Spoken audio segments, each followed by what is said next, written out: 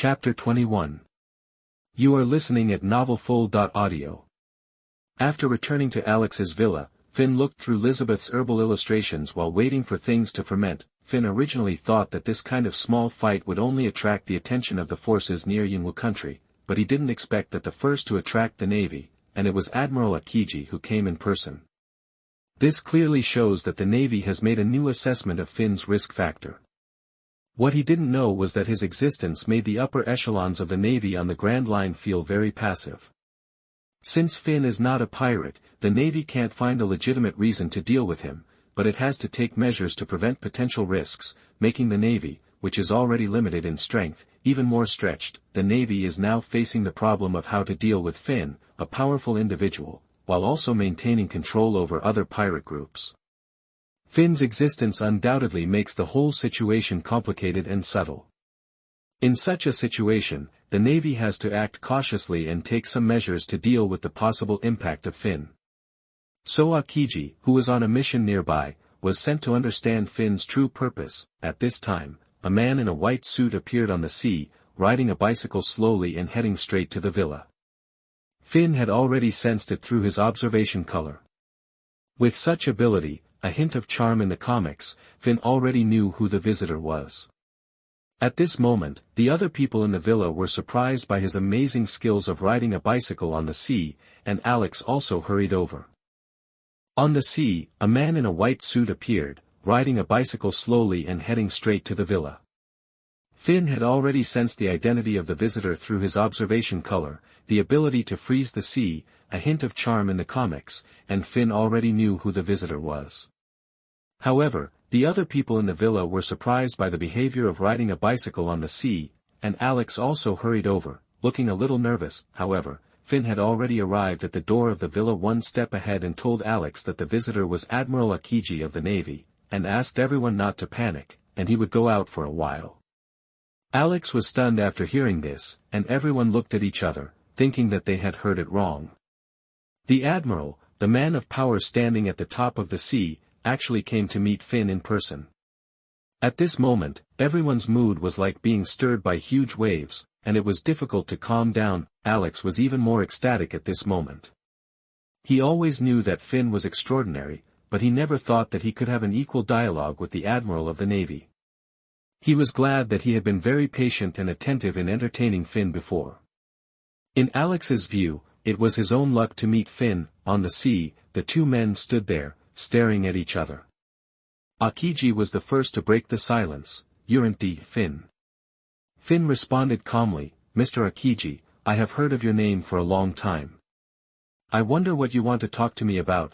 Akiji's deep eyes were as sharp as a knife, pointing directly to the point. Your purpose, the purpose of coming to Yunwu Island. Finn smiled easily.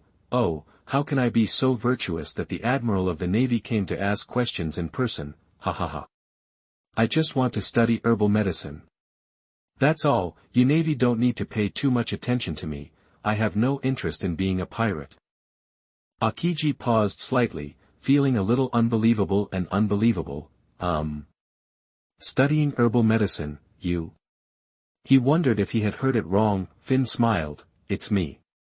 Do you find it incredible? This is the truth. This should not be illegal, ha ha ha. Akiji shook his head and sighed in relief. Forget it, it's Sengoku who should be worried. I'm only responsible for questioning. His tone seemed lazy, as if he didn't care much about Finn's answer. Seeing that Akiji seemed to be just asking a few routine questions, Finn was also a little surprised. I thought I would be warned or under more surveillance, but I didn't expect Akiji to seem a little lazy. Forget it, this has nothing to do with me, Finn thought. However, after thinking about it carefully, he felt that something seemed wrong. Damn, isn't this the working life that all workers dreamed of in their previous lives? High salary, free and easy, while I am here to comment on others, thinking that others are not dedicated enough. It's true that others laugh at me for being too crazy, and I laugh at others for not seeing through it, and I keep saying MMP in my heart. Finn shook his head and smiled.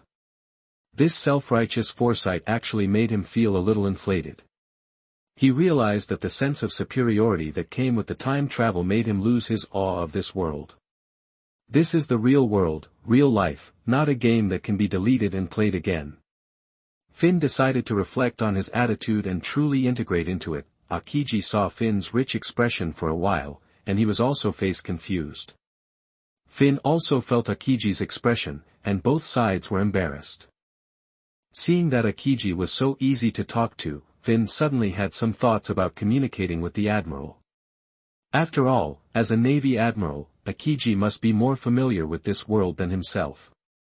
Finn felt that this was a rare opportunity, not only to learn more about the Navy and the sea, but also to obtain some secrets that ordinary people could hardly know, so, Finn directly proposed the idea of entertaining Akiji, as if he had tacitly agreed to Akiji's promise.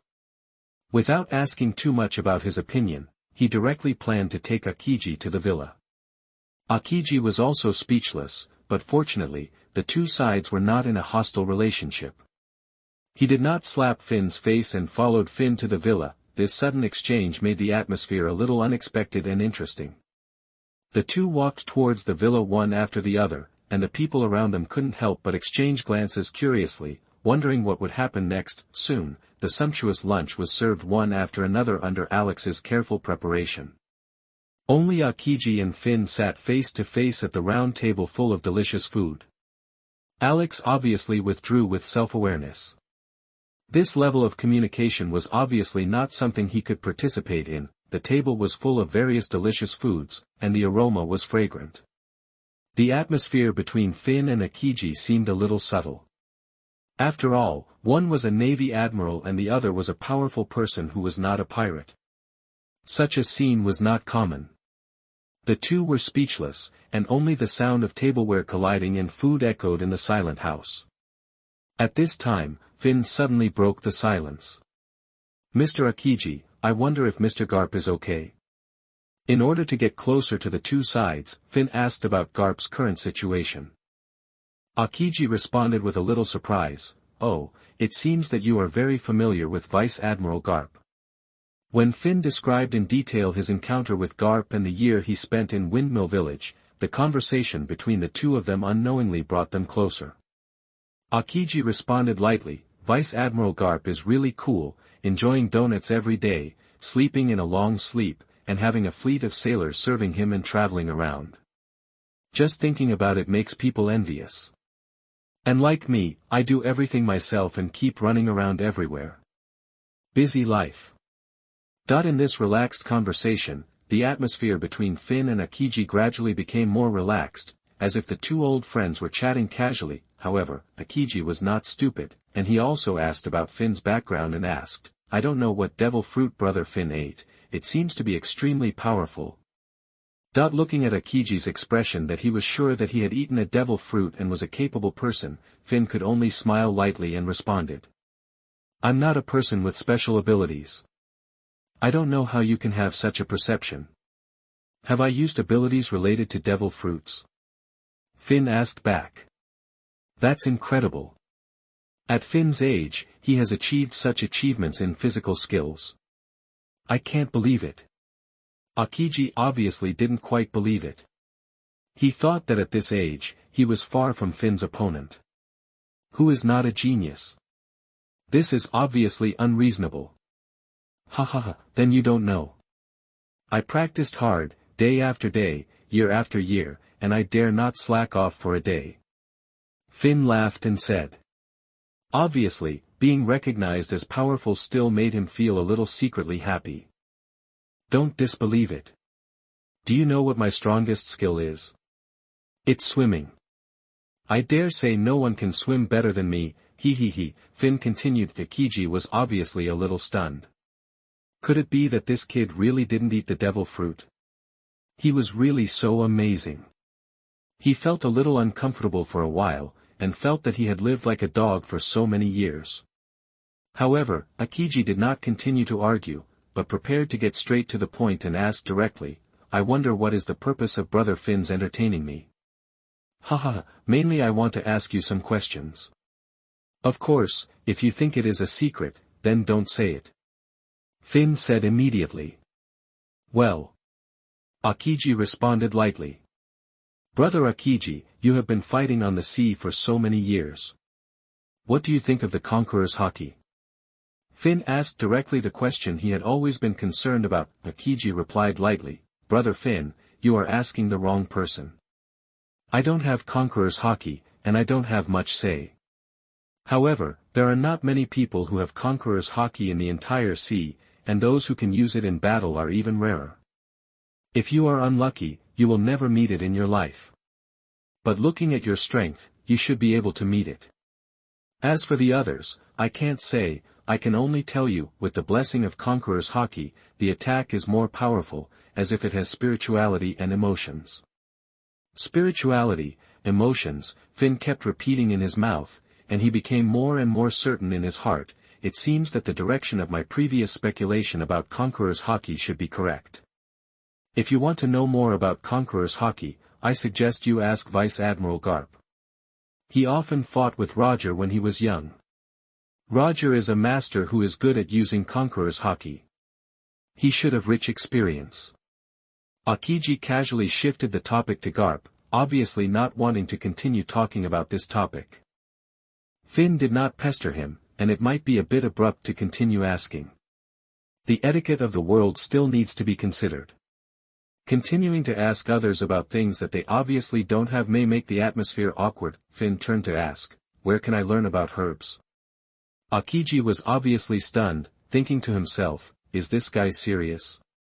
This question made Akiji feel a little confused, but he still answered realistically, in this world, knowledge is the capital for survival. The inheritance of herbal medicine is very deep, and it is not easy for outsiders to learn it. Finn, obviously prepared for this result, accepted it calmly. Then, Finn also asked some trivial questions, and the two sides ended the meal happily. Akiji rode his worn-out bicycle and left leisurely with Finn's farewell. Chapter 22. You are listening at novelfull.audio. In the week after Akiji left, Finn was absorbed in reading the Herbal Medicine Atlas every day. Not only did he borrow the one from the ship's Dr. Lisa Beth, he also asked Alex to collect a few books, carefully identifying the herbs and plants in the atlas, and remembering their uses, and even reading the doctor's experience in how to use them together to treat various diseases. Finn's concentration on learning this week surprised himself, and he couldn't help but sigh that if he had such a strong desire to learn in his previous life, he might not have been so miserable. Finn's enthusiasm for drugs and medicine grew more and more during this week. Afterwards, he also asked Alex to invite the presidents of major chambers of commerce and respected doctors nearby to have an exchange. Of course, no one would not give face to Finn now. Because now, Finn's reputation has long been spread throughout the upper class of Yunwu Island, and almost everyone knows it. Many people want to come and visit every day. At the exchange meeting, Finn enthusiastically shared his ideas about strengthening the human body with medicinal materials, hoping to get some feedback and resonance.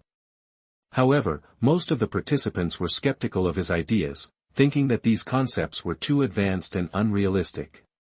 Finn also realized that the concept of strengthening the human body with medicinal materials did not seem to exist in this era. Of course, Finn himself also knew that his ideas were too fantasy-like. For example, he asked doctors to think about whether medicinal materials could be used to stimulate the body's transformation, strengthen the skin and bones, and make them as strong as steel, so that swords could not cause damage, or whether medicinal materials could be used to make the internal organs more powerful and stronger, and so on. These ideas made some doctors even think that Finn might be crazy for a while, thinking that this was completely a fantasy and had no common sense. The medical field in this world has always focused on experiments and experience, and some of Finn's ideas seemed too bizarre to them, far from the medical concepts they accepted. In their view, the structure and function of the human body have been optimized in the long process of evolution. To achieve the Superman-like evolution proposed by Finn is almost an unprecedented challenge in the history of medicine. They think it is unrealistic and ridiculous. As the communication deepened, Finn gradually realized that some of his previous ideas or fantasies were just castles in the air. It's like a person traveling back to ancient times and telling others that they can use gunpowder to build rockets and fly to outer space, completely ignoring the process of gunpowder evolving into rockets, ignoring what kind of gunpowder can be used to build rockets, which requires breakthroughs in countless disciplines and almost requires the improvement of the entire civilization knowledge system. In the same way, some of his ideas are just like using gunpowder to build rockets in ancient times, which is unrealistic. Finn began to reflect on whether his ideas were too idealistic, and whether he ignored the limitations of the times and reality while trying to change the world. He also understood that the development of the medical field requires gradual efforts, not miracles that can be achieved overnight. Finn realized that some of the concepts he proposed, such as the methods in the novel such as body refining and internal organs refining, may be the wisdom formed after countless years and countless people optimizing and summarizing. For the readers, these methods seem to produce strange effects by simply playing some special postures, which is simply unscientific. But maybe those few movements belong to the wisdom and summary of an era. However, Finn originally just wanted to attract the capital bosses of the Chamber of Commerce to join the game by throwing out this topic, and work with these respected doctors to study the mysteries of the human body with the power of the crowd. However, the reaction he faced was not as he wished, but this was reasonable. After all, the capital bosses of the Chamber of Commerce are more inclined to invest in projects that can directly bring profits rather than forward-looking research in the medical field, while doctors pay more attention to traditional medical practice, and feel unfamiliar and difficult to accept Finn's ideas for a while. Finn also knows that the ideas he proposed are indeed a bit abrupt. After all, he just moved some concepts and phenomena in the novels of his previous life to this world, and he is not sure whether these are feasible in this new environment. He just mentioned it casually and did not pay any substantial price. If someone can really open up the situation based on his ideas and create new ideas, it will be a huge success for him. In Finn's view, this tentative attempt is like throwing a seed, which may sprout and take root at some point and become the starting point of future innovation. He does not expect his ideas to be recognized immediately. He hopes to inspire more people in this way and promote the development of this era. Development. Finn maintained an optimistic and open attitude towards his attempts, looking forward to the unpredictable variables that might emerge. As the exchange ended, Finn did not show too much disappointment, but instead said goodbye to everyone enthusiastically. He understood that others had given him face by participating in the exchange. Although Finn himself did not gain much, there was one person who made a lot of money. That was Alex, who showed his face and did not regret his careful hospitality to Finn. However, this exchange was not completely fruitless. Finn knew that studying the role of drugs in promoting physical transformation was somewhat epical, and it was obviously not the right time now. Maybe one day in the future it could be done. After abandoning some unrealistic fantasies, Finn did not give up the exploration of herbs, but continued to explore the potential value of herbs. He believed that herbs must have absorbed nutrients from the world in the process of continuous growth, and as time went by, the medicinal effect would definitely gradually increase. Finn believed that this medicinal effect must have some effect on the human body, so he decided to try it himself. Since Julent tasted hundreds of herbs before, it would be a good story for Finn to try the elixir now. Finn dared to try the herbs himself because he believed that with his current physical fitness and the degree of life return, there should be no risk to his life. Only with this kind of personal practice can he experience the impact of herbs on the body more intuitively and feel the stimulation and changes of the drugs on the body most clearly. The next day, Finn said goodbye to Alex directly, explained his whereabouts, and then walked straight into the depths of the primitive jungle, and embarked on the road of exploring elixirs alone. Chapter 23. You are listening at Mtlnovel.audio. In the foggy forest, the tall trees were like huge obstacles, blocking the view of the sky, so that the thin sunlight could only barely shine through the fog and onto the ground, and the whole environment seemed dim. Looking around, the mountains were stacked like a huge maze, shrouded in thick fog, showing deep and unfathomable. At the same time, Finn also sensed the fierce breath hidden in the surrounding environment. Of course, these beasts in the primitive jungle, no matter how big, obviously did not pose a threat to Finn now. Finn crossed the dense trees, stepped on the roots of the trees, and crossed between the branches of the huge trees. The deeper he went, the lower the visibility and the more dangers there were around. Obviously, the beasts that lived in this environment for many years had already adapted. Although Finn was not afraid of beasts, he hated snakes, scorpions and poisonous insects, which had nothing to do with how strong he was. He still carefully bypassed the area entangled by vines, always keeping vigilant to avoid unexpected dangers. However, there is no obvious path to follow in the jungle, and the thick fog seriously affects the visual senses. Finn can only rely on his observation hockey to observe the subtle changes in the environment to perceive the potential dangers. And most of the time, he can only consume his domineering and physical strength to walk in the air. Finn finally understood why the medicinal materials in this deep mountain can be preserved so well, because of the huge dangers. These threats not only come from common beasts, but also from more hidden dangers, which may be the venom of some plants, or poisonous insects lurking in the thick fog. However, with the special ability of observation hockey to listen to the voice of all things, Finn can continue to explore in the mountains and forests surrounded by thick fog, cross the sea of trees that cover the sky, and trek through the dense jungle. This primitive jungle mountain is well preserved, as if it was waiting for Finn to come. In a forest full of poisonous insects, Finn found a rare herb, whose leaves exuded a faint herbal fragrance. He carefully picked a piece and observed its fine texture. This is the Julent D, which has powerful therapeutic effects and can treat congenital defects of internal organs. This plant is at least hundreds of years old. Under a hidden cave, a special fern growing on a damp stone wall was found. It is the Chui Lan fern, which has a magical effect of refreshing. A magical plant about 1 meter high was found on the cliff. Its leaves are soft and smooth, dark green, and exude a fresh fragrance.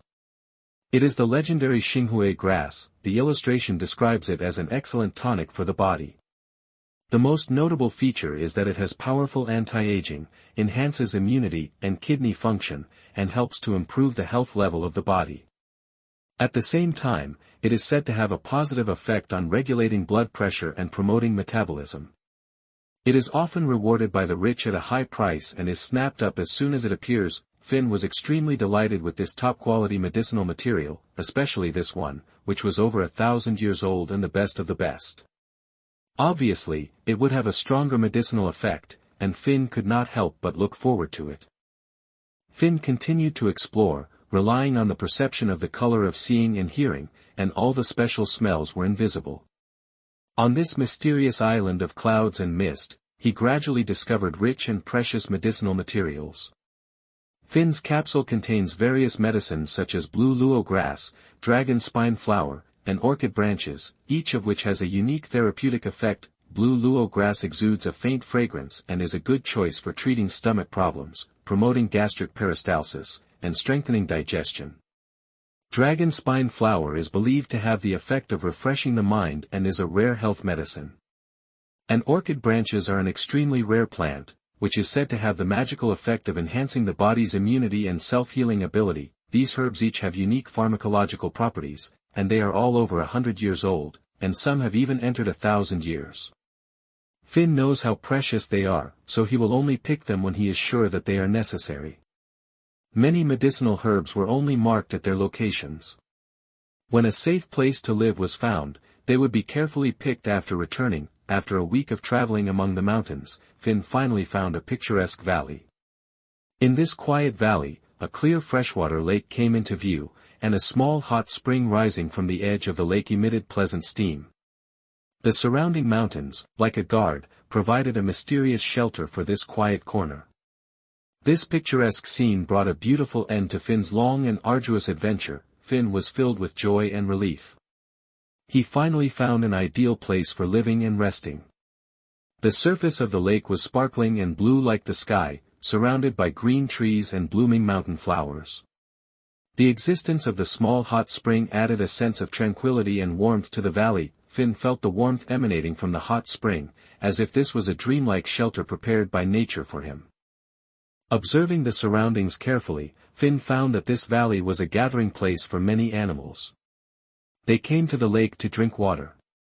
Obviously, Finn had no shortage of food around this lake. Finn felt that this was an ideal place to set up camp, and he decided to build a stable temporary base here. Finn stood in front of the mountain wall not far from the lake, staring at the hard rock. He was determined to use his strength to build a habitat of his own in this valley. Hitting with his fists and digging with his palms, Finn easily cut on the stone wall under the cover of armed color and huge power, as smooth as a knife through butter. In less than a day, Finn easily dug out 2 houses in the hard mountain wall, a bedroom and a hall. The hall has enough space to place enough medicinal materials. While digging the house, Finn cleverly used the stones he dug out. Small pieces of stone were used to pave the ground outside the house to compact the foundation. For the larger stones, Finn piled them up and tied them together with vines to create a small rockery. This small rockery was carefully built by Finn and will be used as exercise equipment.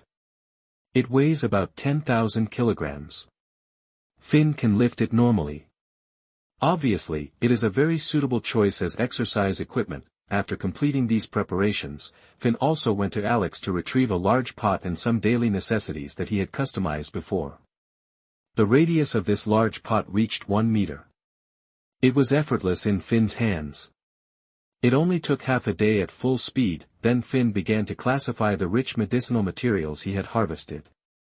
According to the efficacy and age of the medicine, the medicinal materials were classified and placed in different areas in an orderly manner. Everything was ready. Finn felt that the time was ripe and decided to start the next drug test here. Chapter 24. You are listening at novelfull.audio. For Finn, who had died once, life was particularly precious. He had always dreamed of transcending the shackles of life and death and achieving eternal immortality. His desire for this was like a fish's thirst for water, and it had become an obsession that could not be shaken off. This obsession was also the driving force that drove him forward. Since he was going to try the medicine, Finn decided to directly consume the herbs to experience the changes in his body and verify whether the herbs could induce the transformation of the body. He began to select some plants described in the medical atlas as beneficial to the internal organs, especially some rare plants with a medicinal age of more than 100 years. Finn cut the herbs into thin slices, and each piece of herb exuded a unique aroma. Then he took a deep breath, put them into his mouth without hesitation, and swallowed them directly into his stomach. Finn closed his eyes and immersed himself in the drug trial, expecting the herbs to bring positive effects on the physical level. When the herbs entered his body, Finn immediately felt a warm energy spreading rapidly. His internal organs seemed to be infused with vigorous power, and every organ in his body began to operate rapidly and powerfully. As time went on, Finn felt his body temperature gradually rise, his blood flow accelerated, his heart beat more powerfully, and tiny beads of sweat began to emerge from his forehead, indicating that his body was being stimulated by a surge of energy. The biological energy mixed in the blood began to be transmitted to every organ in the body, and the cells in the body began to operate rapidly and powerfully, consuming this sudden energy. Gradually, Finn's perception became more acute, his strength became stronger, and he felt unusually comfortable and powerful, like a powerful medicine. Finn felt that his whole body seemed to be catalyzed by a mysterious force, and every cell became active under the guidance of this force. However, interestingly, although his whole body was full of vitality, he did not feel any essential changes in his body. Finn realized that this was just a manifestation of excessive nourishment, which made him a little disappointed. Finn, who did not give up, emptied his mind again and focused on feeling the stimulation from his body. However, unfortunately, after the feeling, everything remained the same. However, 1 or 2 failures will not stop Finn. He thought that maybe he could adjust the dosage or find other combinations of drugs to achieve the desired effect. Finn was determined to continue the experiment and constantly explore the delicate balance between the body and the drug. Finn started a new round of experiments, and each time he carefully felt the changes in his body. A week passed, and the century-old medicinal materials were almost consumed. Finn was still carefully feeling the subtle changes that might occur in his body, but he still did not see the desired effect. Finn also found that the power from the inside seemed to be a delicate and balanced state, full of power without losing flexibility.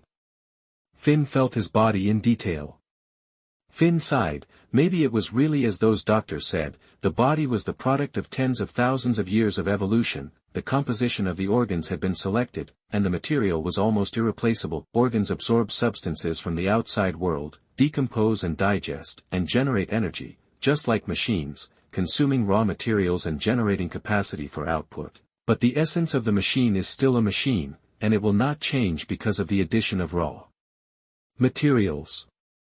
Finn realized that the addition of drugs only gave the organs more energy for operation, allowing the human body to maintain higher than normal vital signs under this stimulation.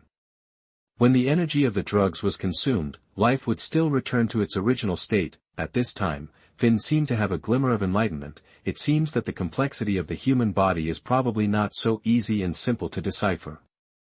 It seems that using the mutual promotion and mutual restraint of drugs to transform the internal organs is not feasible. But the medicinal properties of medicinal materials can indeed promote the efficient operation of various organs in the human body. With this understanding, Finn immediately decided to promote the changes in the body from the outside to the inside, and practice step by step to make the body gradually stronger. He seemed to believe that when the whole is gradually becoming stronger, the parts as the composition of the whole must also be constantly stronger. Finn decided to make full use of the advantages of medicinal materials to more efficiently stimulate the potential power of the body, and then continue to practice to achieve a comprehensive improvement of the body in order to explore the true path of transformation. Finn's practice method is very simple.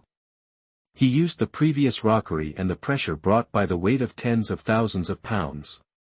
By letting the body gradually adapt from discomfort, Finn believed that when the body can bear enough weight, there must be a critical point that can distinguish the difference between an ordinary human body and an extraordinary human body. He firmly believed that an arm that can bear 10,000 kilograms and an arm that can bear 100,000 kilograms could not be the same substance. Finn mobilized the armament hockey and quickly wrapped his entire body, instantly like wearing a solid armor. The purpose of the whole body armament hockey is to protect the body on the one hand, to prevent the bones and skin from being damaged under great pressure. On the other hand, through continuous consumption and generation, the armament hockey is cultivated. It is not so easy to lift a rockery weighing tens of thousands of pounds. The contact surface between the palm and the rockery is small, and it is impossible to bear the huge force of tens of thousands of pounds. Finn can only wrap the whole rockery with armament hockey. The ground is also difficult to bear such weight, and the position where the feet stand has a tendency to collapse. Finn has to wrap it with armament hockey to prevent the ground from collapsing. Finn's way of dealing with it is not only his proficiency in armament hockey, but also his superb understanding of body control. Taking a deep breath, Finn grasped the hard surface of the rockery tightly and felt the heavy weight. Armament hockey flows in his hands, forming a layer of transparent armor, providing him with additional support and stability. He steadied his breath, then slowly bent his knees, holding both sides of the rockery with both hands. Strength continued to flow out of his body, and his arms lifted the rockery little by little, with calm and slow movements. When the rockery was lifted to a high enough height, Finn entered the squatting movement. The knees were bent, the hips sank, and gradually approached the ground, a standard squatting posture. Throughout the process, Finn maintained the balance of his body and the accuracy of his posture, ensuring that the whole movement was smooth and powerful. His eyes were focused and steady, and the completion of each movement was an intuitive feeling of his body's strength. With a rockery weighing tens of thousands of pounds, Finn's movement seemed a little sluggish at first, but he soon found his own rhythm. The number of squats gradually increased, and the use of strength and armed color continued to improve. Gradually, during the training process, the weight of the rockery seemed to become his partner, pushing his body to gradually adapt to the changes in this strength, and his muscles, bones, and even every meridian were fully exercised. In this way, when Finn was not looking for medicinal herbs or hunting for food, he was mechanically repeating the same actions, except that the weight of the rockery was constantly increasing. Chapter 25. You are listening at novelfull.audio. Finn's daily routine is just a simple cycle. He covers the ground and rockery with armament hockey, then performs lifting, squatting, and standing training, repeating it continuously, and carefully feeling the changes in his body under the armament hockey. Whenever Finn feels that he is close to his limit or that his armament hockey is about to run out, he will stop, walk to the hot spring, and bathe in it. The heat of the hot spring allows his muscles to relax and repair, and also helps to dispel fatigue and soreness in the body. When the body feels hungry, he will step into the big pot on the side. This big pot with a diameter of 1 meter is always full of freshly caught beasts. The sumptuous meal, Finn eats and drinks a lot, not only to satisfy his appetite, but also the beast meat will bring rich nutrition to supplement the consumption caused by cultivation. In just 1 month, Finn consumed dozens of beasts, and all the herbs he had picked before were also consumed, which forced him to stop practicing and search for herbs and hunt for food, with the supply of resources at all costs. Finn's armament hockey is accumulating rapidly and his strength is also growing rapidly. After feeling this effect, Finn seemed to be injected with chicken blood, and every time he practiced, he went all out. Finn's life revolved around finding medicinal herbs, hunting prey, and repeated training. Although these actions seemed simple, they still allowed Finn to achieve a rapid improvement in combat power. Such an effect was not only due to his dedication to practice, but also the excellent qualifications that were unrivaled in ancient and modern times, which brought a practice bonus that could double the effect of all practice. However, the changes produced by Finn's practice were not only reflected in strength and armed color. What was more surprising was that under the tempering of domineering aura, his skin and bones actually showed a trend of gradually blackening. Although it was very subtle, however, Finn was keenly aware of this change. He guessed that this might be the truth of body refining in this world, which required relying on armed color domineering aura to slowly assimilate the body over the years. Of course, he didn't think he was the first to discover it. He even thought that this should not be a secret. The strong in this world might have known it long ago, but they just thought it was meaningless. After all, in this world, there are rule-based devil fruits that can produce a one-hit kill effect. Therefore, in battle, no one would be stupid enough to use their body to resist the attack. Because no matter how strong the body is, can it be comparable to the armament color itself? This leads to people no longer choosing to use armament color to temper their bodies for a long time and improve their strength, but Finn is still as always, practicing tirelessly, and every movement is like carving the perfect combination of his body and armament color. Although there has been no substantial change in his internal organs, but he knows that the harvest is enough and he should not be greedy for more. But he still firmly believes that every effort is to lay the foundation for a greater transformation in the future. This is not only a physical training, but also a tempering of the mind. In fact, Finn is very eager to learn a training method like the Navy's systematization, but he also knows that it is difficult to obtain it in a short time. Therefore, he can only keep polishing through this simple action. Finn also understands that what he can do now is to make full use of the resources at hand and convert them into his own combat power as much as possible. Under such limited conditions, he could only do his best. In less than half a year, the rockery and the ground were gradually covered with a layer of black, like a black knife, and extremely hard. This is exactly what Finn achieved through the tempering of armed color. At the same time, this area has also undergone earth-shaking changes. The remains of various beasts are piled up around Finn's stone house, and each bone reveals a fierce breath, as if announcing to the world its ferocity in life. In the mountains and forests in the southeast, it is almost difficult to see the traces of beasts. Finn's powerful strength makes these wild beasts unable to resist, and they all stay away from this area, so the area around Finn's stone house is unusually quiet. All the medicinal herbs around that have been around for hundreds of years have been harvested by Finn, and all of them have become his nourishment for becoming stronger. Finn's existence swept through like a disaster, changing the ecological pattern of this land. However, he did not stop practicing, and he was still training tirelessly, constantly exercising his strength and domineering. At the same time, he also moved the hunting location to another mountain forest. With the training of strength and the tempering of armed color, Finn's body has also been strengthened again and again. Unintentionally planting willows have produced the effect of refining skin and strengthening bones that Finn has always pursued, and the essence of his body has undergone a transformation. After another half a year, with sufficient resource supply and continuous training, Finn's strength has reached 80,000 gene. He thinks that even the peak garp is no more than this, and the armament hockey is extremely condensed and sufficient. The Ryu Sakura has long been condensed into dark red, and the destructive power is incomparable. In a year, with the resources of the entire area consumed, Finn's strength has finally transformed to the Emperor level. Under the unlimited supply of resources, the daily accumulation of transformation energy has reached the limit, and the body shape has undergone earth-shaking changes. At this time, Finn is almost 4.5 meters tall, weighs more than 800 kilograms, has a shoulder width of nearly 2 meters, a strong upper body without any fat, and the muscles between the bones are like inlays, each of which is sharp and exquisite like a sculpture. This is the charm of armament hockey after thousands of hammers.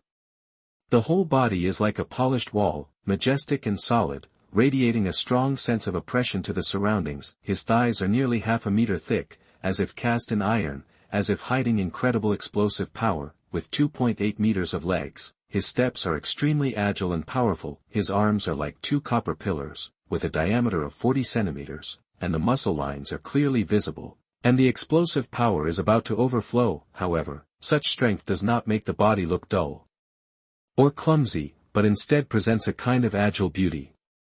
This is the subtle state of highly controlled power. Even though the body is huge, every step he takes is like a cheetah running, light and elastic, which is a perfect combination of strength and skills. Now Finn is really powerful.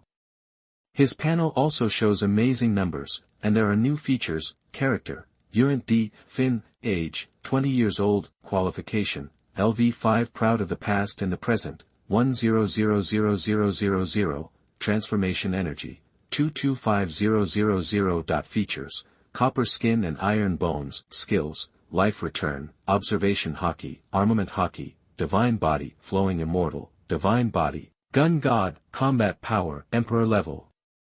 Chapter 26. You are listening at novelfull.audio.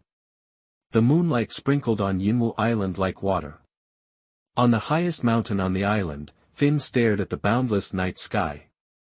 The stars twinkled, like countless dreams dotted on the curtain of the night. His long hair bathed in the wind and danced with it, as if resonating with the earth and the ocean. The thoughts surging in his heart were also like waves, quietly stirring at this moment. This quiet night will become a special node in Finn's long journey of practice. He stood on the top, overlooking the 4 directions, and felt an indescribable tranquility. The starlight reflected on his resolute face, as if telling the story of his long practice. Finn seemed to have already merged with nature, and was quietly enjoying this long-lost relaxation. His eyes were deep and his expression was firm. He was thinking about the road he would take in the future and where to go. Where should the way in his heart go? Freedom.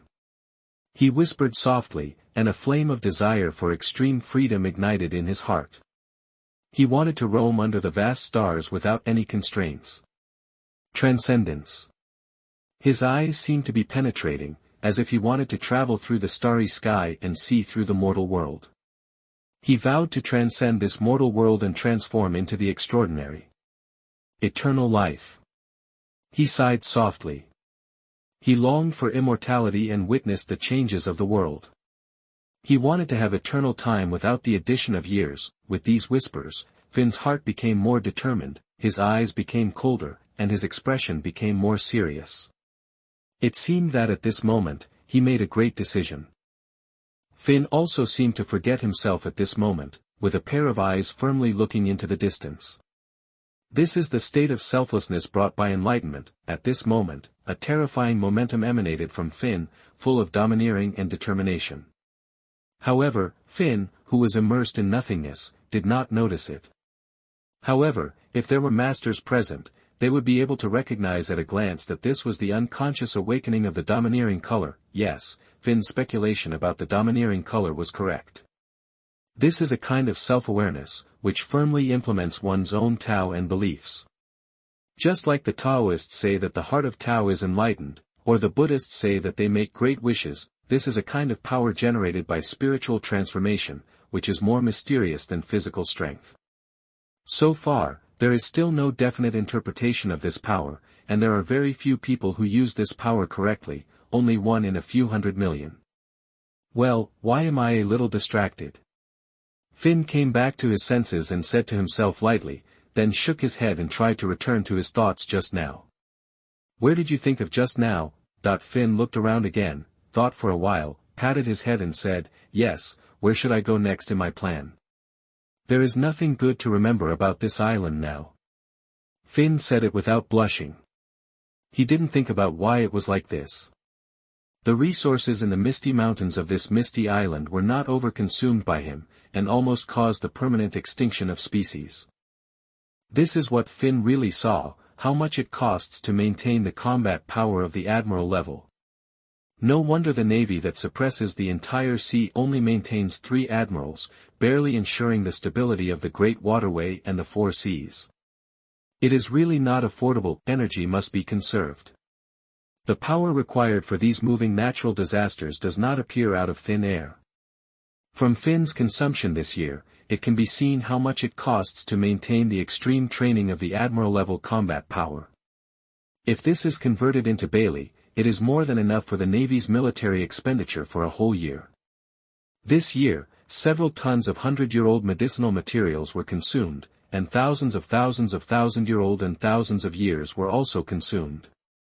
The adult beasts on the entire land were hunted and killed. Wealth, law, companions and land, the ancients did not deceive me. Money is really the first element of cultivation. I don't know if this kind of treatment will be available again in the future. Finn said lightly, and couldn't help but miss this precious land. There is no doubt that Finn will know in the future. The unique environment of Yunwu Island and the Grand Line are unique. Otherwise, it would not have become a major exporter of medicinal materials that the world government pays too much attention to. In particular, the climate of clouds and fog all year round is very suitable for the cultivation and growth of medicinal materials. During this year, resources were exhausted, strength was broken through, and Finn gradually understood what metamorphosis is. For him, metamorphosis means that the power becomes stronger and the body gradually adapts to the changes in this process. He no longer clings to the rhetoric in the novels of his previous life, such as refining skin, forging bones, and training organs. Now, he has firmly believed that becoming stronger is metamorphosis, and stronger means greater metamorphosis. Although strength is the external manifestation of strength, it is the measure of the whole body, supported by every cell and every organ. For him, if he only pursues local tempering, it is putting the cart before the horse. He believes that only comprehensive strength gains the greatest power. He even had a hunch that the end of this road to becoming stronger must be the extraordinary transformation of the human body. Although he was not sure how far away it was, he could vaguely sense that his body was quietly changing. Although it was still very small now, Finn believed that strength was the biggest sign of the difference between mortals and extraordinary people. The process of power transformation is the process of mortals evolving into extraordinary people, and the unattainable power is the essential difference between ordinary people and extraordinary people. Although this is just a guess, it is a road that can be explored without scruples. Finn knew that he needed to constantly surpass and practice to pursue a higher realm. However, the road ahead was no longer visible at this time, and he needed to explore it step by step. Although his power was out of reach in the eyes of ordinary people, in his own opinion, it was far from enough. What he pursued was extraordinary and transcendent, not temporary glory. However, at the current stage, it seemed that the growth of power was becoming slower and slower. The accumulation and strengthening of armed color also seemed to have reached a bottleneck, as if the body had reached its limit. He seemed to understand why some strong men who had already cultivated to a very high level turned to excessive pursuit of actual combat power. Finn now understood that it was the limitation of qualifications, and he had begun to face this problem. The qualifications of those people were not enough to support them to become stronger. It is very difficult to break the limitation of qualifications. Only a few people with great perseverance and determination can comprehend the opportunity of breakthrough on the edge of life and death. Just like the 49th Avenue, the heaven will not cut off the road. Before Finn, the most important thing for him to quickly accumulate combat power was his qualifications that were unrivaled in ancient and modern times. If it takes years of continuous cultivation to make tiny progress, how many people can persist consistently? Finn didn't think he could do it. It is really amazing that Finn was able to achieve such combat power by hard work at a young age. Especially considering that all his cultivation was through his own thinking and summary, this further proves the terribleness of strong qualifications. The summary of predecessors may help ordinary people avoid detours, but for people with strong qualifications, it is just icing on the cake. Looks like it's time to leave, Finn said to himself. The domineering aura is really exciting. Chapter 27. You are listening at novelfull.audio. On the vast sea, a lonely figure walked forward alone, and each of his steps crossed a distance of dozens of feet. This was Julent D. Finn, who embarked on a new journey. At this moment, he was far away from Yinwu Island. Finn knew that he had already reached the bottleneck of his qualifications, and it was no longer feasible to rely on the accumulation of mindless practice to achieve a breakthrough in strength, unless his qualifications could be transformed again. But it was obviously impossible in a short time, because the energy required for transformation was still far away, so in terms of breakthrough in strength, the only thing he could think of was the Conqueror's color. Unless the Conqueror's color could be awakened and the Conqueror's color could be mastered in combat, it would be difficult to truly break through in a short time. As for the master who mastered the Conqueror's color, he thought that the most likely person to provide help and the most likely person to find was Pluto Rayleigh, who was living in retirement in the Sabaody archipelago. Originally, Finn planned to set off directly from Yinwu Island to the Sabaody archipelago to find Rayleigh. He was hoping for the best and tried to find some methods or suggestions to confirm whether he had the Conqueror's Haki or the key factors for awakening the Conqueror's Haki. Although the world generally believes that the Conqueror's Haki is destined and is the chosen one, Finn has always been skeptical about this statement, so he decided to explore it himself. Before setting off, Finn asked Alex about going to the Sabaody archipelago. However, to Finn's surprise, there was no permanent pointer directly to the Sabaody archipelago on the Cloud Island. This is because the Cloud Island has never been involved in direct business in this area. And the Chamber of Commerce in the Cloud Island area only has permanent pointers to the surrounding islands, Finn understood as soon as he heard it. This is the era of great pirates, especially on the Grand Line. Navigation at sea is a high-risk operation, which can be said to be dependent on the weather. In such an environment, trade is carried out in the surrounding waters and at close range, otherwise it will be difficult for one's life. So their business is also mainly carried out in the waters controlled by the Mad Wolf pirates. However, Alex suggested that Finn go to the Mad Wolf pirates to have a look. Maybe there are permanent pointers to more distant areas. After all, they may be more familiar with maritime intelligence than these chambers of commerce. While returning the drug atlas to Elizabeth, the ship doctor of the Mad Wolf pirates, Finn also asked about going to the Sabaody archipelago and the permanent pointer. However, it is obvious that his expectations were dashed again. The Mad Wolf pirates did not have a permanent pointer to the Sabaody archipelago. Because the distance is too far, the Sabaody archipelago is almost on the other side of the world from the Cloud Island, and for the pirates who want to go to the Sabaody archipelago and the New World, this way of relying on permanent pointers is even more disdainful. They will think that the pirates should go all the way and challenge every island on the route to be a real adventure. Just when Finn was having a headache, Mad Wolf took out a permanent pointer to Alabasta. He told Finn that this was left by the current 7 warlords of the Sea Crocodile when his men recruited him. However, it is obvious that Mad Wolf did not immediately agree to Crocodile's recruitment. Despite this, the permanent pointer was retained. Finn was quite surprised by this, and even a little happy. However, when he heard the name of the current Shichibukai crocodile, he was a little surprised again. It has been a year, has Luffy not yet reached Alabasta? Could it be that the evolution of cause and effect has caused a major change in the timeline? He asked Crazy Wolf about the Straw Hat Pirates. It turned out that Luffy had been away from Drum Island for less than half a year.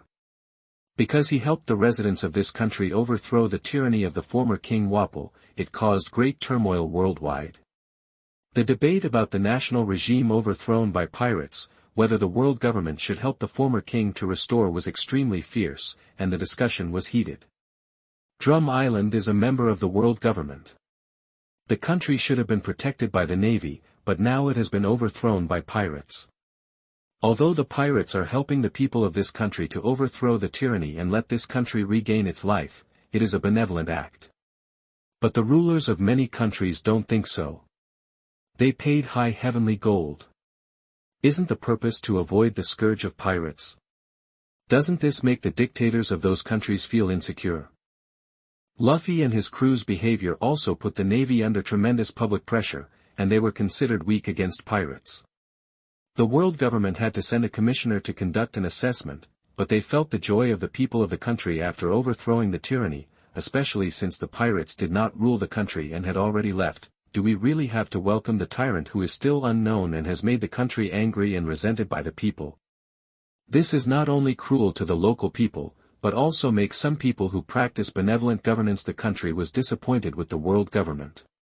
After weighing the pros and cons, the world government had to accept this fact and gritted its teeth to acknowledge the existence of the newly established Sakura Kingdom. The Navy also had to take an attitude.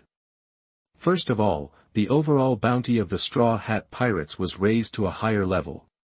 Luffy's bounty has reached 80 million Baileys, approaching the 7 warlords of the sea crocodile.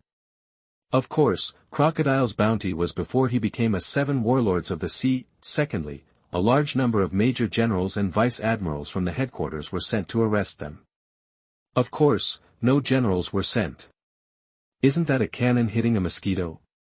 However, the Straw Hat Pirates are not fuel-saving lamps.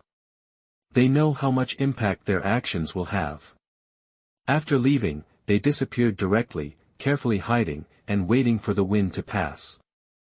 They know very well that the Grand Line is so big. As long as they don't show up, it's like looking for a needle in a haystack for the Navy to find them. Besides, how could the Navy keep consuming them? These practices are nothing more than the attitudes made to appease other member countries. After the wind passes, they will return to normal. Hearing these things, Finn had lost hope for the plots he had seen in the anime before.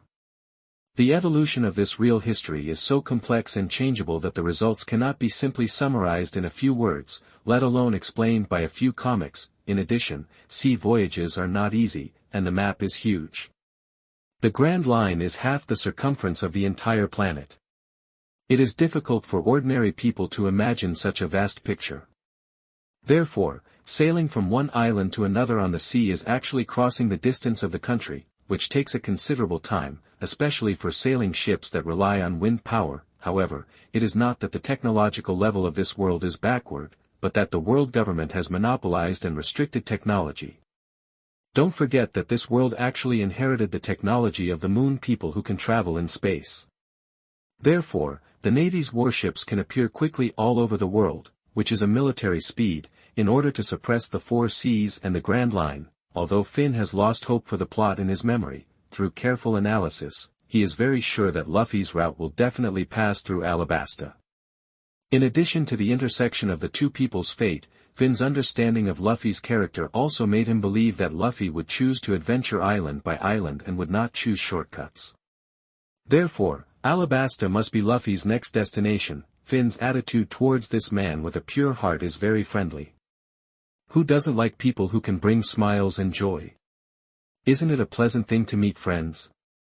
Finn sometimes has to wonder, could it be that the fruit has a special passive ability?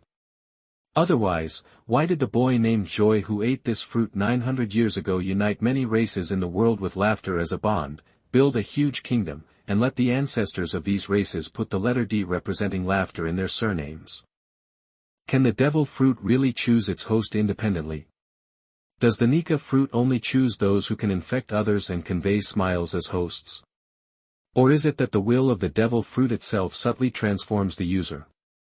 Finn smiled. It's really magical. It seems that there are many secrets in this world. He then said goodbye to the Mad Wolf group and headed for Alabasta. Chapter 28. You are listening at novelfull.audio. Lieutenant General Mole, there is a person floating on the sea. He may have encountered a shipwreck. Do we need to take any measures? The soldier on the lookout discovered the situation on the sea and quickly reported the situation to the highest officer on the ship, Lieutenant General Mole. Well, someone is talking. Finn was confused and noticed the voice coming from a distance. It is really hard to say why Finn was lying on the sea. Since leaving Yunwu Island, he has been following the direction indicated by the permanent pointer. He has been walking for more than 10 days, but he has never seen any trace of a ship, let alone land. Finn once thought that the permanent pointer was broken, and conducted several direction experiments on the way. The results showed that the pointer was still swinging normally. At this time, Finn also realized the problem. It was really that this sea was too vast and the distance between the two places was far beyond his expectations. Alone, lightly equipped, walking on the sea, it was okay to be hungry, you can eat some deep-sea sashimi. But for more than 10 days in a row, the physical consumption was too great and very tiring. This is also thanks to the fact that Finn usually maintains the divine martial body Lucien, and the exquisite control of the body has become an instinct. He was able to use the armed color and the aura he exudes to form a slightly larger support point on the sea surface, and was able to float on the sea surface with great difficulty. Just like this, he slept for a while, and this was the first ship he encountered in half a month. Hearing the sound, Finn stood up instantly, looked into the distance, and confirmed that it was a luxury cruise ship. Instant. Finn took a step hard, and his figure instantly appeared on the railing of the cruise ship. At this time, Lieutenant General Mole just reacted from the soldier's report, and saw a figure instantly came to the ship from the distant sea, which surprised him very much. He is good at swordsmanship, and physical skills are also strong. He knows how strong physical skills are needed to support this skill, and how much strength is needed to cross such a long distance in an instant. And on the sea, strength is speed, which is a truth that all strong people are well aware of. He immediately judged that the person coming was a super strong person. Vice Admiral Mole stared at the man in front of him nervously, and suddenly, he felt a little familiar. Yes, he recognized who it was at this time. The iconic dark red flame cloud and the face that was very similar to the photo were Finn, who was recently the focus of the Navy's top brass. The Navy would record and pay attention to the strong men on the sea, especially neutral strong men like Finn. The Navy's top brass was also worried that they would accidentally provoke them, so they inexplicably added a powerful enemy. Vice Admiral Mole couldn't help but compare carefully in his mind and found that Finn in front of him was very different. He was a circle stronger than what he saw in the photo, with bulging muscles and a more explosive sense of power. Julent D. Finn, Vice Admiral Mole spoke first. I wonder why you are here. That he couldn't help but become alert to this super strong man who appeared inexplicably.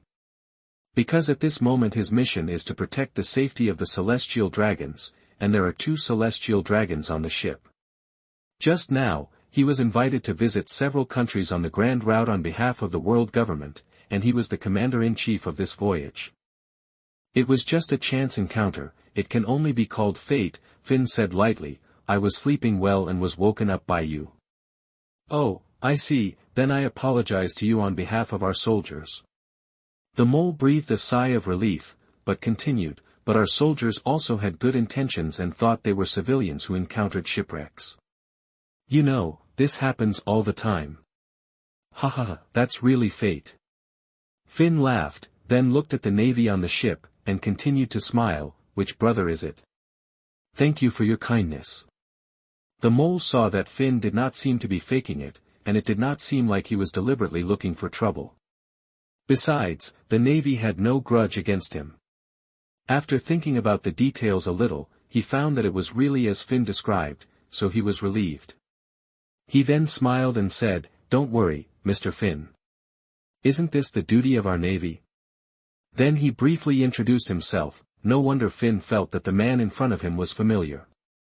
It turned out to be the Vice Admiral of the Navy who appeared in the comics Mole. Finn took a look and found that he was indeed somewhat similar. Then Finn did not continue to entangle these, but planned to ask Vice Admiral Mole about the problem of maritime positioning. This permanent pointer is completely incomparable with a certain map in the previous life. He was used to luxury and was not used to such primitive things. Vice Admiral Mole, I wonder how far Alabasta is from here. Finn asked. Alabasta? It's not close. Alabasta is in the middle of the Grand Line. Our sea area is still a little far away. Mole said. Suddenly Finn thought of a question. Does the Navy also rely on this unreliable permanent pointer for navigation? Does the ship need to prepare a bunch of permanent pointers to hunt a pirate? It shouldn't be so low, the Navy should have its own positioning system. Finn decided to ask about it. This permanent pointer is too unreliable. It only knows the direction, but has no idea how far it is. It is very unfavorable for his sea voyage. I don't know how your Navy locates at sea. My permanent pointer is a bit unreliable. I have been walking on the sea for half a month, and I am almost exhausted. The key is that I don't know how far I have to go. Finn said speechlessly. He was really exhausted in the past half-month. He walked day and night. Even a donkey has to sleep. He finally thought of a way to sleep. Not long after he slept, he met the mole admirals. He was exhausted all the way. The surrounding navy were shocked when they heard it. Many clever ones even imagined their Admiral Akiji riding a bicycle on the sea. They couldn't help but ask in their hearts, is this the way the boss travels? Relying on walking and waves the whole way? After hearing this, Vice Admiral Mole was shocked and broke out in a cold sweat. At his level, he knew what this kind of physical strength represented. He was definitely a super strong man. He gave Finn another point in his assessment of his strength, and the danger level was full of alarm. However, he still pretended to be nonchalant and said, "Of course, our navy does not use permanent pointers. Your Excellency has used it before, and it is really inconvenient." Then he boasted a little, "We have our own positioning system and a complete sea map. It can locate the current position in real time, and can accurately navigate and evaluate navigation." Well, isn't this the map of someone in the previous life? Oh my God, there is such an advanced system. Pirates are still moving forward in the way of the Middle Ages, and the Navy is already in the modern society. This is really a dimensionality reduction attack. Finn couldn't help but sigh. He really wanted to borrow the Navy's system, but he also knew that it was probably impossible. This was the Navy's military secret and the Navy's biggest advantage over pirates. But he still asked shamelessly. Anyway, he would not lend it to me. Is it so easy to use? Can you give me a terminal? I'm tired of the pointer positioning. Finn asked generously, as if he didn't consider himself an outsider at all. That's not possible. I don't have the authority to send out the positioning den mushi. Sir Finn, please don't make it difficult for me. The mole hurriedly refused. Oh, this thing is called the positioning den mushi. You really have some good stuff. Forget it. If it doesn't work, then it doesn't work. Don't mind. I'm not the kind of person who will force others to do things. Ha ha ha. Finn laughed. By the way, where are you going? Your ship is so luxurious. Which big shot is on board? Can you tell me? Finn continued. Sorry, this is confidential. Sir Finn, please forgive us. We are on a mission. Otherwise, we will send you to the nearest magnetic drum island. We just happened to pass by and it only takes half a day to sail. The mole said very politely. Obviously, he knew the character of the important people on the ship.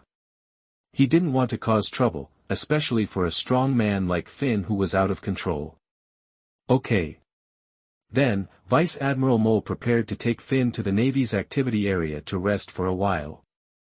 However, accidents often come so suddenly. Chapter 29. You are listening at novelfull.audio. Vice Admiral Mole, who is this? Where did he come from? Why did you bring such an unknown person to the ship? Where do you put our safety? A cold female voice came from the second floor. Then I saw that surrounded by a group of guards in black suits, two young people, a man and a woman, appeared in front of the window on the second floor, but they were dressed a little strangely. Finn recognized that such recognizable clothes were undoubtedly celestial dragons. However, he came from modern society and brought a system with him. He naturally had the superiority and pride of a traverser. In addition, he was strong and had no fear of the world government. He would not spoil the celestial dragons. He chose to ignore it directly, looked into the distance, and handed the question to Vice Admiral Mole. The scene seemed a little subtle. Hector Saint, Alia Palace, this is a friend of mine. I apologize for disturbing you too. Vice Admiral Mole apologized hurriedly. Well, such an arrogant person, seeing us, actually didn't kneel. I think he is like those pirates who don't obey the law. Vice Admiral Mole, is he really your friend? Or are you lying to us? Hector Saint said lightly. This. Seeing Finn ignore the celestial dragon so much, Mole was very embarrassed. But when he thought about who Finn was, he was an admiral who had to be treated as an equal, and the marshal was instructed not to offend him casually. Did he want Finn to kneel to the two of them? Regardless of whether Finn would do it or not, he was sure that as long as he said it, he would definitely face Finn's terrifying combat power. The dignity of the strong is the second life, and it is absolutely not allowed to be insulted. He is very clear about the rules of this sea. Well, such an arrogant man, take him down for me. This kind of strong pirate is exactly the type I like. Just make him my slave. Alia Gong said with a smile, and then said, CP7, why don't you do it? Beat him half to death for me, and then slowly train him. There are still untouchables who dare not kneel to us, let him live a life worse than death. Slave, Finn said expressionlessly. But the temperature around him rose sharply. This was the heat generated by Finn's accelerated heartbeat and rapid blood flow, which was radiating to the surroundings. Finn looked indifferent. What he pursued was transcendence and freedom. Someone actually wanted to enslave him. Obviously, Finn was very angry at this moment. Vice Admiral Mole also felt the weird atmosphere, noticed the changes around Finn, and saw Finn's indifference. Obviously, he already knew that Finn was very angry at this time. He knew very well now that he could not conflict with Finn, because the people on their ship might not be Finn's opponents. If an irreconcilable contradiction really occurred, it was very likely that all the members would be killed. Dying for this meaningless thing is not the result he wants. CP7 stop, the mole shouted hurriedly, and then said to Finn, Sir Finn, I'm sorry, please don't do it, let me handle it. Task, the mole shouted to the leading CP0 member, this is Sir Julent D. Finn, don't be impulsive. The leading CP0 member Tasker reacted immediately, and at this moment he also recognized Finn, and he obviously knew Finn's strength. The Navy has an intelligence organization, and CP has the same, and it is stronger. They will also pay attention to the new strong men appearing on the sea. However, at this moment, the celestial dragon Alia Palace is obviously impatient. Especially seeing that Vice Admiral Mole dared to disobey her orders, she felt humiliated, and then said to Tasker sternly, what are you still hesitating about? Why don't you take him down for me? Are you going to let me wait here all the time? Seeing the dissatisfaction of his master Alia Palace, Tasker was in a dilemma at this time. Obviously, he also knew that even if he and all the members of CP7 were added, he would not be able to defeat Finn at all, but they were dedicated to serving the celestial dragons, equivalent to the celestial dragons' private soldiers.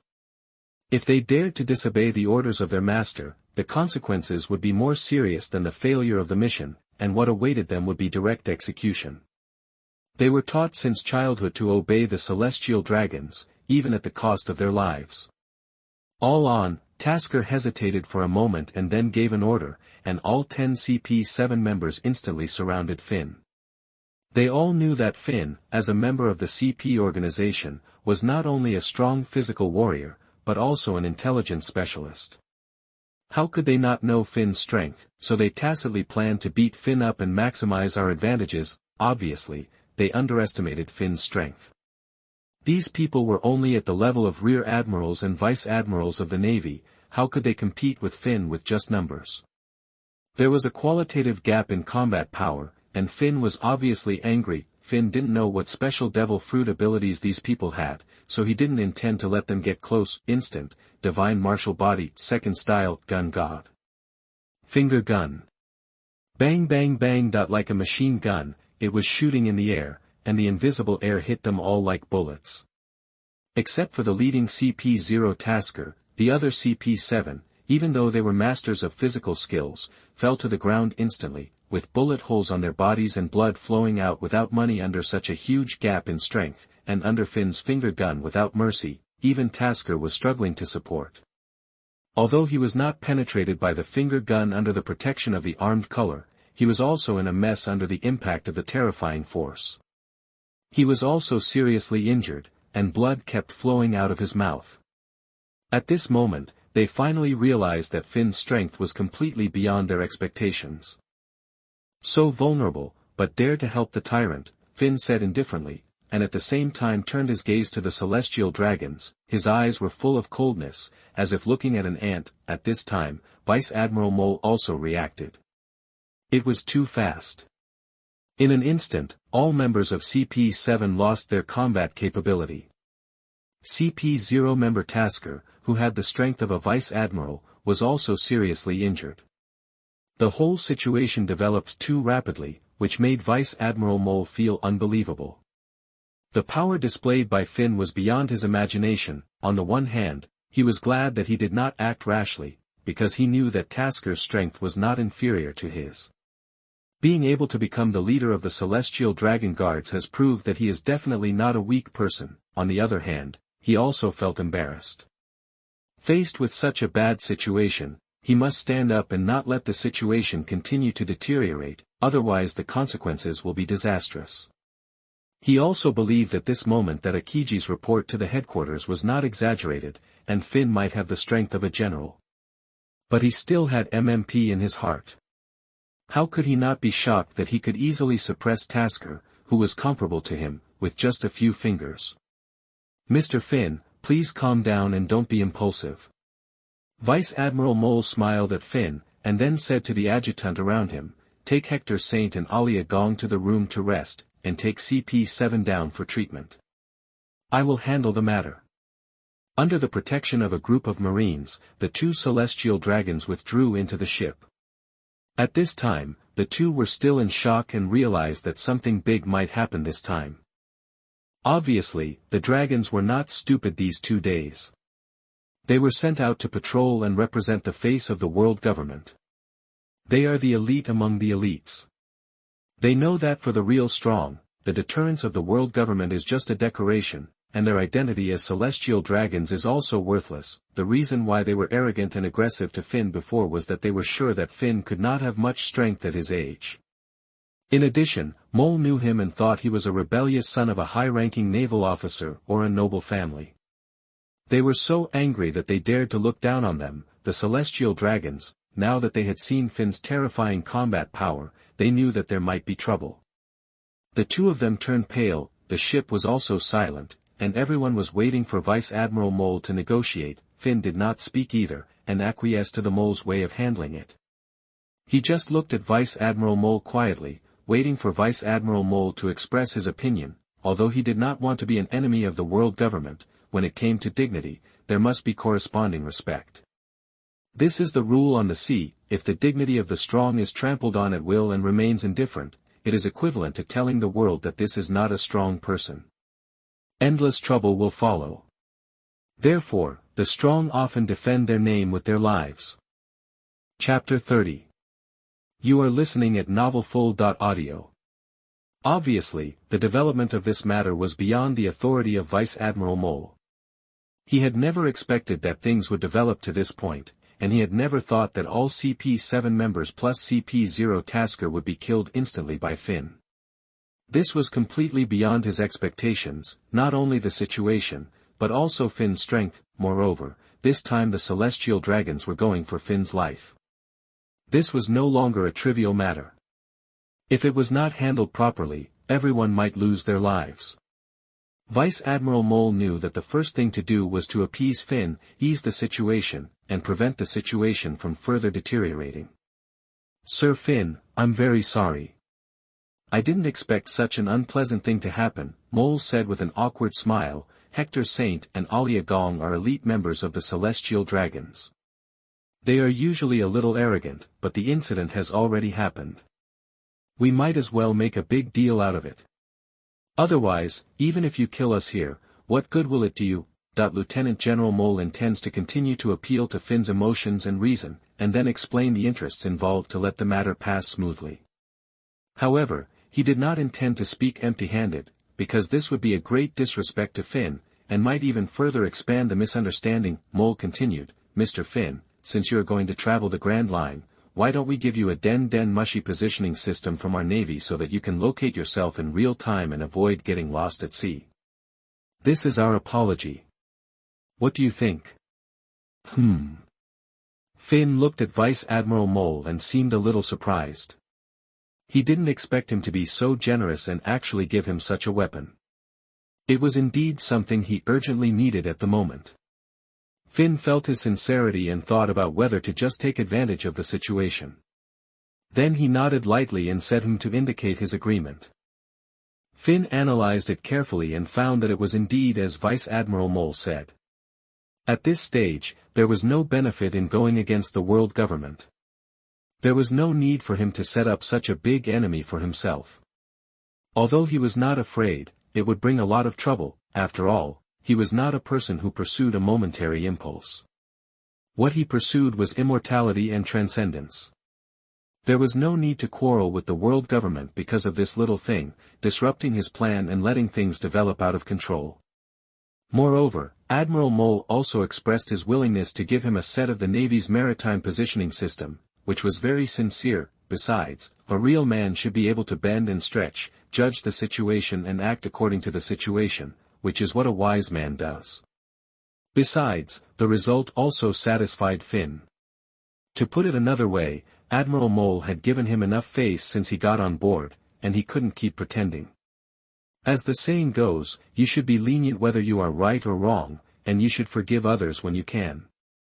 If you do things to the extreme, you will end up destroying your own way. This world is not all about fighting and killing, but also about human relationships. Sir Finn, please take a rest. I will notify the headquarters immediately and have someone send a system over, said Mole after seeing Finn agree, and asked the officer next to him to take Finn to the VIP lounge to rest for a while. Finn nodded in agreement. He knew that the matter of Den Mushy needed the consent of the Navy headquarters, and that if such a thing happened, Vice Admiral Mole must also report it. This was not something that he, a Vice Admiral, could decide alone. He also did not think that the Navy would mobilize a large number of troops to deal with him because of such a small matter. After all, it was not a smart move for the Navy to create a powerful enemy for such a small matter. He believed that the wise General Sengoku would be able to make a wise and reasonable judgment. At the same time, this was also because Finn was quite confident in his own strength, and he was not afraid of the threats of the three admirals. Even if they sent the three admirals to deal with him together, Finn had full confidence in escaping. There was sea everywhere, and he had a complete advantage. Could it be that Akiji could freeze the entire sea?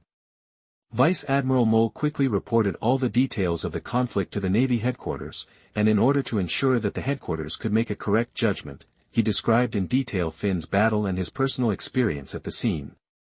He especially emphasized Finn's strong combat effectiveness. This was not a sign of weakness, but an objective recognition of strength. Vice Admiral Mole hopes that by reporting truthfully, the headquarters can make rational and wise decisions to avoid unnecessary disputes caused by impulse. Because he really doesn't want to be an enemy of Finn for no reason, because the first one to suffer is himself, and he is not his opponent at all. When Zhangguo received the call from Vice Admiral Mole, he suddenly felt tired.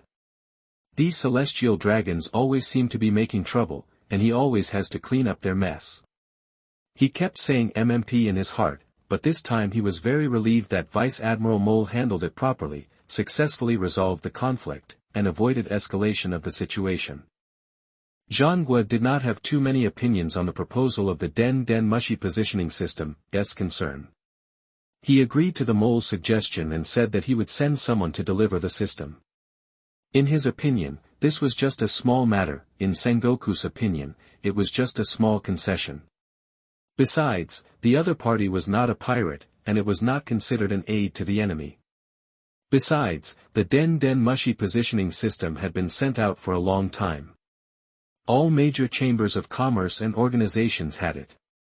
It was not a rare thing. Moreover, the use of this thing was completely controlled by the Navy and could be interrupted at any time. Afterwards, the three admirals gathered in Sengoku's office. Sengoku briefly introduced what happened, and then said lightly, "Tell me, how to deal with this matter. Do you have anything to say? If not, Borsellino will do it." The three people looked at each other and fell silent for a while.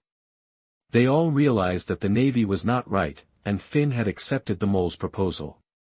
If extreme methods are adopted, it may be okay if it succeeds, but if it fails, the cost may be too huge. From the description of the mole, Finn's strength is obviously not to be underestimated, and none of the three people are sure to defeat him. Zhang Guo understood the concerns of the three people and did not intend to make things difficult for them. He directly sent someone to send the Den Den Mushi positioning system. This system is actually a Den Den Mushi. It reports the current location by making a phone call, and then the headquarters transmits the detailed map of the current sea area and parameters such as location and distance through the Den Den Mushi. It is actually a smart map with a phone function. Borsellino, please make a trip. Only you are the most suitable. At your full speed, you should be able to arrive in half a day. Remember to protect the safety of the celestial dragons. If you can try to find out the strength of Julent D, Finn as much as possible. Zhang Guo said lightly. Kizaru obviously knew that he could not escape. It was indeed only he who was most suitable for this task. Without saying much nonsense, he picked up the positioning system on the table, and a flash of light disappeared in the Navy headquarters.